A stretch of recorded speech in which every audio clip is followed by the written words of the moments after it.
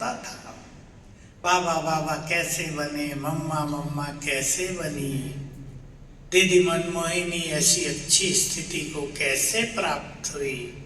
दादी प्रकाश मणि से पूछा, आप दादी कैसे बनी? दादी का उत्तर था, बड़ा बनने के लिए 3 बातें धारण की जाती है। भाई पानी वाले जरा पानी रख देना थोड़ा। 3 बातों की जरूरत होती है। एक, सुनना, बड़ों को सुनने के लिए तैयार होना चाहिए, सबकी बात सुनना। दादी क्लास में बोलती थी, हम लोगों को एक बहुत अच्छा अवसर और मिलता था कि 15-20 दिन में मधुबन वालों से दादी मिला करती थी। वो 1-2 घंटे चलती थी चर्चाएं, समस्याओं का समाधान भी, और दादी से प्रश्न उत्तर भी बहुत किए जाते थे। तो दादी कहती थी, मैं हमेशा ध्यान रखती हूँ कि कोई ऐसा न कहे कि दादी ने तो हमारी बात सुनी ही नहीं, कोई ऐसा न कहे कि हम मधुबन में आए, दादी तो हमसे मिली ही नहीं। देखिए, दोनों बहुत बड़ी चीज है।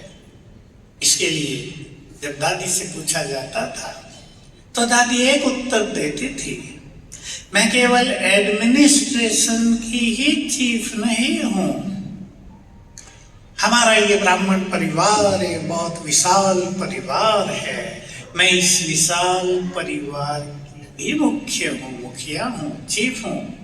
मुझे सबको प्यार देना है, जैसे घर में एक बड़ा व्यक्ति होता है, मुझे सबको प्यार देना है, सबकी सुननी है, सबको संतुष्ट करना है। और आपको ये बात सुन के बहुत खुशी भी होगी और आश्चर्य भी हो सकता है। मधुबन वालों क्लास में दादी खुलेआम पूछ लेती थी, दादी से सब संतुष्ट हो? कोई न हो तो बताओ, दादी अपने को चेंज करेगी। देखो, एक महान व्यक्ति जो इतनी बड़ी ऑर्गेनाइजेशन की चीफ है, वो इतनी निरहंकारी, ये कह रही है भाई मेरे से सब संतुष्ट हो, कुछ मेरे में कमी हो तो मैं ठीक करूंगी। और फिर कहती थी, जिसको जो चाहिए, सबके हाथ में पर्ची दे दी जाती थी, जिसको जो चाहिए लिख दो, और मुन्नी बहन होती थी, आदेश होता था 3 दिन में सबको सब कुछ दिया जाए जो लिखा है। दादी नहीं देखती थी क्या लिखा, सबको देना है, क्योंकि कोई भी ऐसी वैसी चीज तो मानता नहीं था, कोई उपयोगी चीज है वही ली जाती थी। ऐसा विशाल दिल। तो पहली धारणा दादी ने सुनाई, सुनने के लिए तैयार। उल्टी सुल्टी बातें भी सुननी पड़ती है।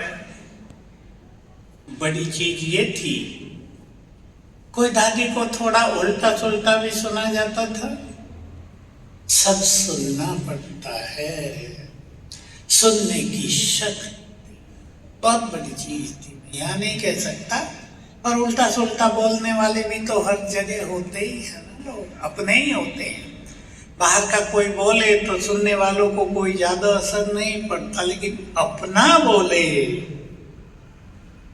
तो बहुत असर पड़ता है। लेकिन दादी की एक बहुत बड़ी विशेषता थी, जो उनकी तीसरी धारणा से जुड़ती है।